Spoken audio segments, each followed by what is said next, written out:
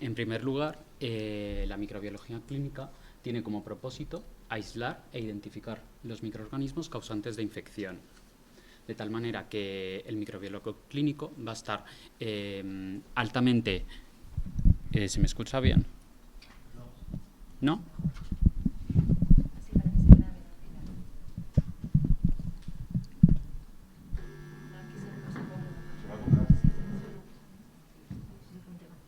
Me pongo más cerca, ¿no? Vale.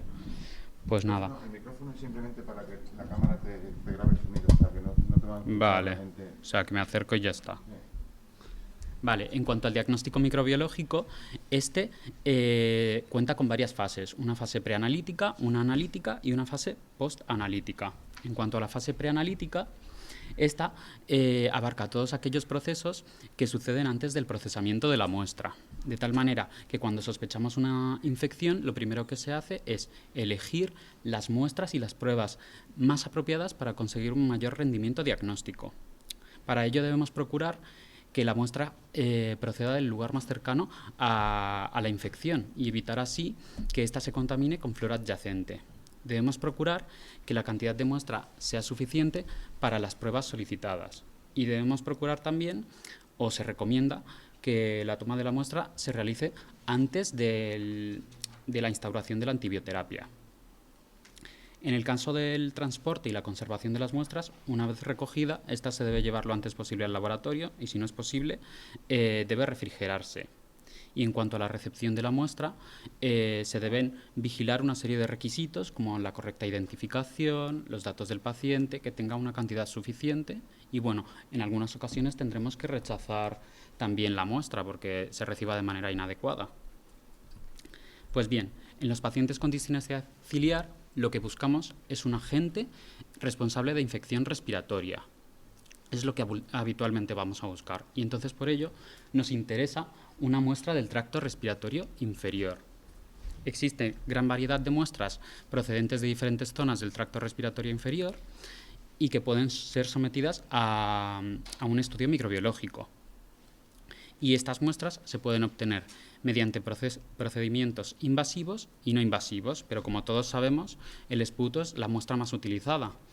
Y ello es debido a que se obtiene con mucha facilidad, puede ser recogida por el propio paciente y además presenta una gran correlación con muestras más representativas como es el lavado broncoalveolar. No obstante, debemos evitar la contaminación del esputo con microbiota del tracto respiratorio superior y de la cavidad oral, y para ello pues, se dan siempre estas pautas de enjuague bucal, etc. En los pacientes en los que no es posible obtener una muestra de esputo o en los niños muy pequeños, lo que se hace es recurrir a las tomas retrofaríngeas o aspirados bronquiales, y en este caso lo que se considera es que la microbiota oral será representativa de los microorganismos presentes en el bronquio. En cuanto a la fase analítica, esta es en la que vamos a procesar la muestra y, en primer lugar, estaría el examen microscópico. Pues bien, lo que se recomienda es preparar una serie de extensiones en general de la muestra sobre un portaobjetos para las correspondientes tinciones que vamos a realizar, habitualmente la tinción de Gram, que fue descrita por Hans Christian Gram. Bien, el examen microscópico de la tinción de Gram de las muestras sirve para saber si esta es representativa o no del sitio de la infección y en el caso de los esputos, en general, también se utiliza para evaluar su calidad. Pues bien, la tinción de Gram lo que hace es que aprovecha las características de la pared celular bacteriana para clasificarlas en dos grupos principales, Gram positivos y Gram negativos. Así, a grandes rasgos, después de fijar la muestra, se emplea un colorante primario, que es el cristal violeta, un mordiente que lo que hace es que fija el colorante, una fase importante que es la de decoloración y un colorante secundario. De tal manera que habrá unas bacterias que, debido a sus características de la pared celular, en la fase de decoloración pierden el colorante primario y toman el colorante secundario. Y estas bacterias van a ser las bacterias Gram negativas y las vamos a ver en el microscopio de color rosa o rojo. En cambio, habrá otras bacterias que son capaces de retener el colorante primario y cuando aplicamos el decolorante, pues no lo van a perder. Y estas las vamos a ver de color morado o azul oscuro en el microscopio y son las bacterias gram positivas. Pues bien, además, la observación de la tinción de Gram nos va a permitir diferenciar a las bacterias por su forma y por su disposición. Pues bien, en cocos en parejas, en cadenas, en grupos, en bacilos, etc. Y bueno, también quería recalcar que hay algunas bacterias, que son las micobacterias, que estas no se tiñen en la tinción de Gram y de hecho se observan como el espacio vacío. Y estas son las micobacterias, debido a que presentan una pared muy rica en ácidos micólicos y esto les otorga una gran resistencia a la decoloración. Y son los que se conocen como bacilos ácido-alcohol resistentes que fueron descritos por Thiel y Nielsen.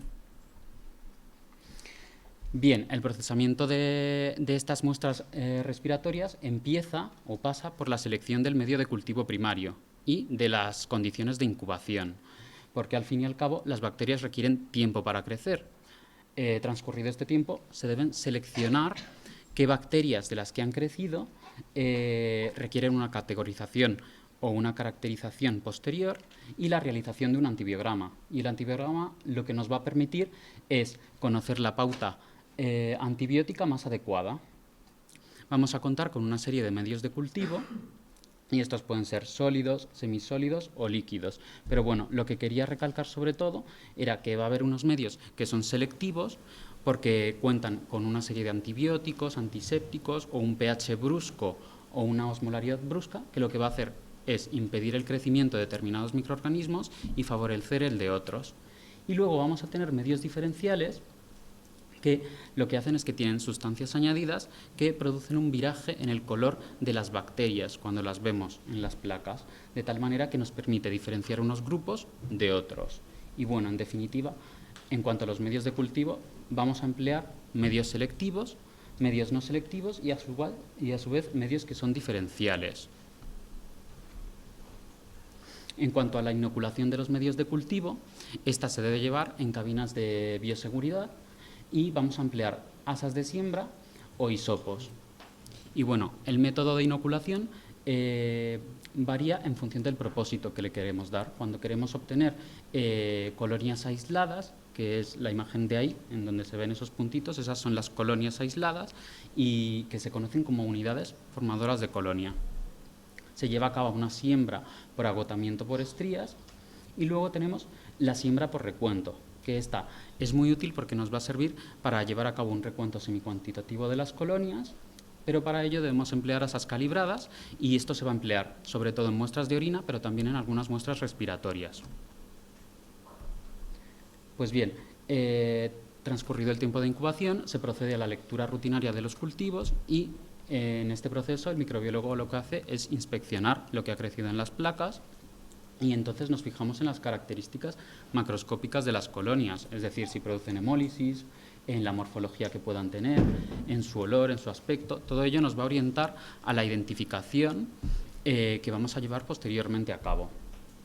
Y en cuanto a la identificación, en general, esta se lleva a cabo mediante pruebas bioquímicas, que están basadas en reacciones enzimáticas. Al final, lo que ocurre es que debido a un reactivo que se añade, se produce un cambio de pH y un viraje en el color. De tal manera que vamos a contar con pruebas inmediatas. Estas pruebas inmediatas nos van a permitir, en el mismo momento, saber si merece la pena o no seguir trabajando con un determinado aislamiento bacteriano. Y bueno, actualmente contamos con paneles miniaturizados que contienen todas estas pruebas bioquímicas que realizan de manera automática las lecturas pertinentes y ello nos permite la identificación de la mayoría de las bacterias. Y bueno, el tiempo de respuesta se ha cortado gracias a estos sistemas automatizados en 24-48 horas. Pero no quería dejar de hablar de la identificación sin dejar de lado al Malditov, que es una técnica de espectrometría de masas que ha supuesto una revolución en el diagnóstico microbiológico porque permite la tipificación bacteriana a nivel de género y especie en cuestión de minutos, cuando antes hablaba que este proceso llevaba a cabo 24 o 48 horas. y lo único que requiere son unas colonias aisladas que al final se tratan con una serie de reactivos y se meten en esa máquina de ahí, y lo que hace es generar un espectro peptídico que además nos vuelca el resultado con un valor de fiabilidad. Por ejemplo, Pseudomonas aeruginosa con un valor de fiabilidad de 2,36, que a partir de 2 es bastante bueno, o sea que nos fiamos. Y bueno, tan importante como la identificación es la determinación de la susceptibilidad del aislado bacteriano al tratamiento antibiótico que vamos a emplear. Y esto es lo que se conoce como el antibiograma. Y bien, estos antibiogramas se pueden realizar en medio sólido, por ejemplo, empleando discos o tiras, que se conocen como E-test. Y bueno, ahí podemos observar que donde se inhibe el crecimiento hay un halo, y donde no se inhibe pues está la bacteria que lo rodea todo, ¿vale? Y actualmente, sobre todo en lo que nos basamos a la hora de realizar el antibiograma, son unos medios automatizados que realizan el antibiograma en medio líquido por microdilución. Y contamos con paneles que identifican y realizan el antibiograma al mismo tiempo en unas 24 horas aproximadamente. O sea que también ha mejorado mucho el tema del antibiograma. Y bueno, ¿en qué se basa el antibiograma? En la determinación de la concentración mínima inhibitoria, o CMI, que es la concentración de fármaco antibiótico a partir de la cual la bacteria ya no crece, como podemos ver en la figura de abajo. En los primeros tubitos se produce el crecimiento de la bacteria, y en el primero en el que se inhibe, esa sería la CMI.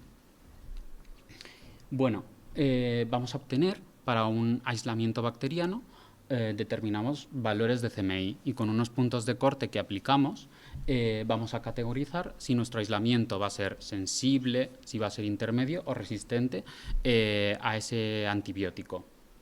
Y finalmente lo que hacemos es que generamos un informe microbiológico que recoge toda esta información para dárselo más fácil al clínico a la hora de aplicar el tratamiento. Pero bien, ¿qué ocurre en los pacientes con distinesia ciliar primaria? Pues a ver, dado que la microbiología de los pacientes con distinesia ciliar ha sido escasamente estudiada, la mayoría de los procedimientos microbiológicos que se utilizan vienen extrapolados de los que se han usado en fibrosis quística, y por eso van a pasar una serie de cosas que son que no vamos a realizar en general la tinción de Gram, y esto se debe a que, como ocurre en la fibrosis quística, la tinción de Gram puede no ser ilustrativa de los microorganismos que están presentes en las secreciones. ¿Por qué? Porque al final, como son tan densas, los microorganismos se concentran en determinadas localizaciones, y entonces, aunque nosotros lo visualicemos en el microscopio, muchas veces nos puede llevar a conclusiones erróneas. Entonces, no lo realizamos. Además, como estas secreciones son muy densas, las vamos a tratar con un agente mucolítico, que lo que va a hacer es que las va a fluidificar y nos va a facilitar todo lo que es el procesamiento. Luego, el diagnóstico y seguimiento microbiológico se convierte en una herramienta esencial para el manejo de estos pacientes, y lo que se recomienda es obtener muestras en al menos 1 de cada 3 meses en pacientes que estén estables, en cuadros de exacerbación pulmonar y en caso de hospitalización. Además, al igual que en fibrosis quística, nosotros realizamos el cultivo semicuantitativo, aunque es verdad que en pacientes pediátricos no se hace porque las muestras a veces son muy escasas y no son de muy buena calidad, pero bueno, el cultivo semicuantitativo es muy bueno porque nos ofrece una serie de ventajas, como conocer la cantidad de microorganismos que tenemos en las secreciones, y ello nos permite llevar a cabo un seguimiento más preciso de la evolución del paciente. Nos permite también valorar la eficacia del tratamiento que estamos utilizando y facilita el aislamiento de bacterias que estén en baja proporción, así como el reconocimiento de diferentes morfotipos de Pseudomonas aeruginosa. Cuando hablo de morfotipos, hablo de variantes fenotípicas de las colonias dentro de una misma especie, de tal manera que Pseudomonas aeruginosa puede tener colonias más pequeñas, colonias mucosas, colonias no mucosas. A eso me refiero con morfotipos. Y bueno, y el cultivo debe realizarse en medios selectivos y diferenciales, y prolongarse esta incubación entre 3 y 5 días porque con el tratamiento antibiótico muchas veces hay morfotipos y algunas bacterias, como los bacilos gram negativos, que se desarrollan más lentamente. Y bien, ahora voy a hablar de los principales microorganismos que están implicados en la infección pulmonar en los pacientes con distinesia ciliar. Aunque cabe esperar que la microbiología de la distinesia ciliar primaria sea muy parecida a la de los pacientes con fibrosis quística, existen diferencias que realmente habría que recalcar. He de admitir que he encontrado muy poca información relativa a la microbiología de estos pacientes, pero bueno, hay algún artículo que sí que da una panorámica más general, pero sinceramente hay muy poca información y la mayoría intenta un poco compararlo con fibrosis quística, que es lo que voy a hacer yo. Entonces, el primer patógeno con el que voy a empezar es Haemophilus influenzae. Haemophilus influenzae es un coco bacilo gram negativo cuyas cepas se dividen en cepas tipables y no tipables, y esto está en relación a la presencia o no de una cápsula polisacarídica que rodea la célula, de tal manera que las tipables se dividen en serotipos y las no tipables en biotipos. Pues bien, esta bacteria se ha aislado con frecuencia en los pacientes en los niños con fibrosis quística, alcanzando una prevalencia del 32% hasta los 5 años. Y a partir de esta edad disminuye la prevalencia a menos del 10% en adultos jóvenes. En fibrosis quística la mayoría de las cepas pertenecen a las cepas no tipables del biotipo 1 y se asocia a infección crónica pulmonar y exacerbaciones. Y el principal factor de virulencia que tenemos es el biofilm. Pues bien, en el caso de la distinesia ciliar es el microorganismo más frecuentemente aislado en estos pacientes. La prevalencia en niños y adolescentes es bastante variable, de un 30 a un 60%, y en los adultos ronda un 25%, de tal manera que, como vemos, la prevalencia disminuye conforme aumenta la edad y, por tanto, se parece bastante a lo que tenemos en la fibrosis quística. Y bueno, he encontrado algún estudio in vitro en el que se ve que la alteración de los cilios en los pacientes con distinesia ciliar se relaciona con una mayor susceptibilidad al desarrollo de biofilm por Haemophilus influenzae no tipable, pero hay poco de lo que hablar en estos pacientes respecto a Haemophilus influenzae. Y además no se ha visto un impacto significativo de la infección sobre la función pulmonar de estos pacientes, o sea que se requiere más investigación. El siguiente patógeno que tenemos es Pseudomonas aeruginosa, que es un bacilo gram negativo, que es oportunista, lo cual quiere decir que afecta a individuos susceptibles y además es ubicuo, se puede aislar de numerosos ambientes como es el agua, el suelo, está en ambiente hospitalario. Presenta numerosos factores de virulencia, como son exoenzimas con capacidad de destrucción celular, flagelos, pero el más interesante es el biofilm o biopelícula, que realmente es como una comunidad bacteriana compleja que se adhiere y crece a una superficie inerte, pero también puede crecer en una superficie viva, como es en el pulmón de los pacientes. Y este biofilm lo que hace es que le confiere al microorganismo resistencia a los antibióticos y al sistema inmune del hospedador. De tal manera que este biofilm se ha visto muy importante en los pacientes con fibrosis quística y está implicado en la permanencia de este patógeno en los pulmones. En la fibrosis quística, la adquisición del patógeno ocurre en fases tempranas de la vida y puede alcanzar un 60-70% de los pacientes estén infectados a los 20 años de edad. Es importante destacar que se va a producir una transición de morfotipo no mucoide a morfotipo mucoide y esto está relacionado con el establecimiento de una infección crónica por Pseudomonas aeruginosa, de tal manera que se ha visto que los pacientes que están recientemente infectados, en ellos predomina los morfotipos no mucoides y en los que presentan un curso avanzado de la enfermedad, en ellos predomina un morfotipo mucoide que se caracteriza por una producción excesiva de exopolisacáridos que los rodean y los protegen. Y bueno, en cuanto a la infección crónica, se ha visto en fibrosis quística que tiene un papel importante en la función pulmonar, y se relaciona con mayor mortalidad, etcétera. También se ha visto que en discinesia ciliar es un patógeno importante y se ha visto que la prevalencia sigue más o menos la misma evolución, es decir, que va aumentando conforme aumenta la edad. Pero, curiosamente, lo que se ha visto es que esta transición a un morfotipo mucoide, que se da en cursos más avanzados en fibrosis quística, en los pacientes con discinesia ciliar se produce bastante más tarde. Entonces, eso es un poco el lado bueno que le vemos a esto. Y bueno, aunque no está clara su contribución en los pacientes con discinesia ciliar, algunos autores apuntan a que cuando se retrasa el diagnóstico de la discinesia como tal, esto se va a asociar a una mayor colonización por Pseudomonas aeruginosa. En cuanto a Staphylococcus aureus, pues se trata de un coco gram positivo que forma parte de la flora nasal de manera permanente en un 20% de la población. Las cepas más preocupantes de Staphylococcus aureus son las resistentes a la meticilina, no solo porque vienen acompañadas de factores de virulencia, sino porque otorgan a la bacteria resistencia a todos los antibióticos betalactámicos. En fibrosis quística, lo que se ha visto en niños y adolescentes es que tanto las cepas sensibles como resistentes a la meticilina se asocian a una disminución de la función pulmonar.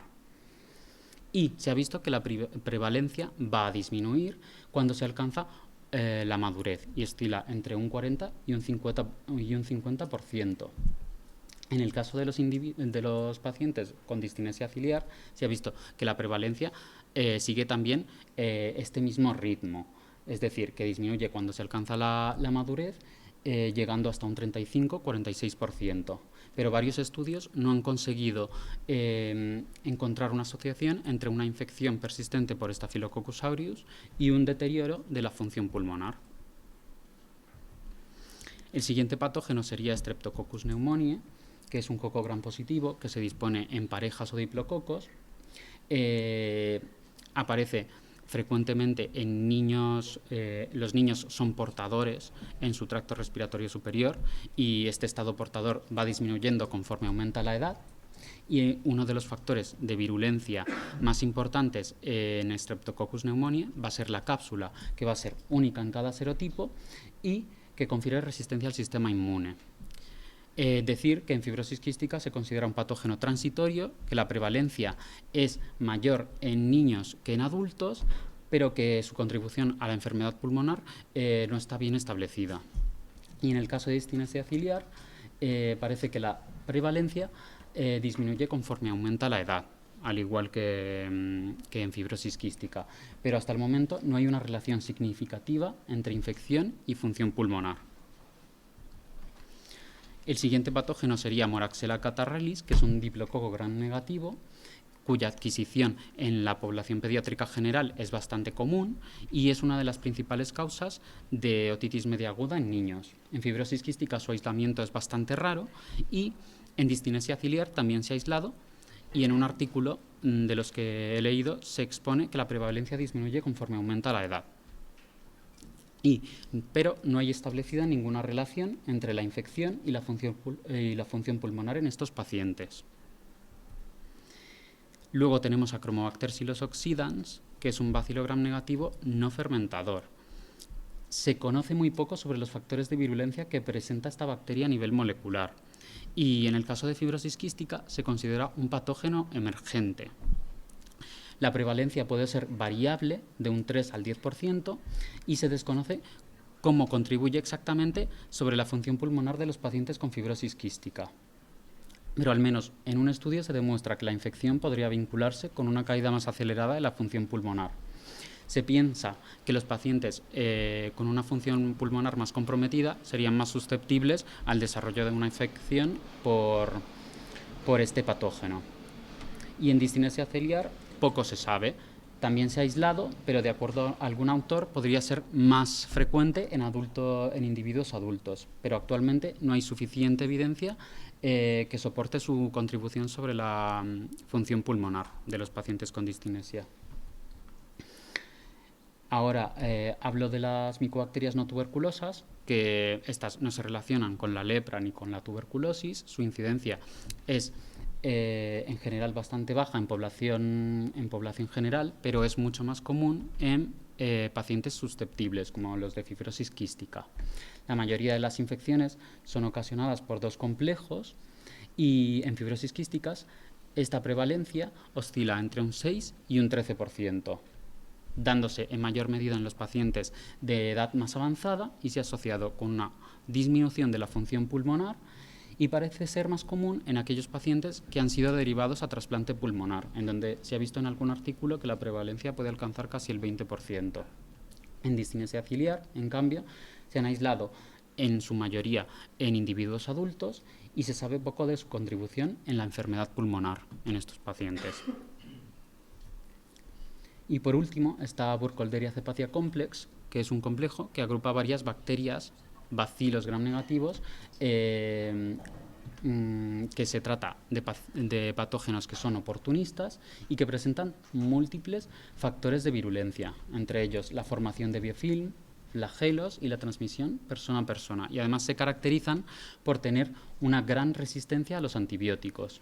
En fibrosis quística, destacar que la prevalencia es baja, que se da en individuos adultos y a pesar de que la prevalencia es baja, las consecuencias pueden ser bastante severas a nivel de la salud del paciente, asociándose con una disminución de la función pulmonar y un incremento en la morbimortalidad.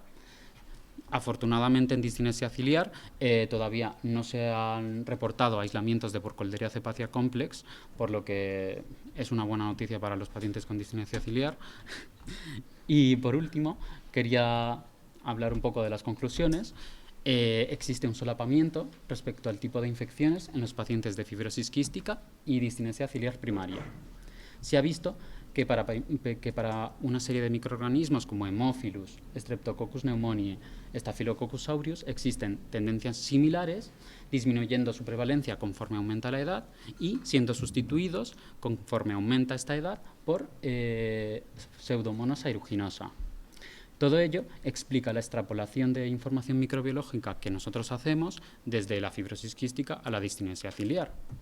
No obstante, existen diferencias tanto en los microorganismos que se encuentran como en el ritmo de la prevalencia, cómo va evolucionando esta según el patógeno en concreto. Y, por tanto, es necesario descifrar la microbiología de estos pacientes al completo para mejorar su calidad de vida. Y ya estaría.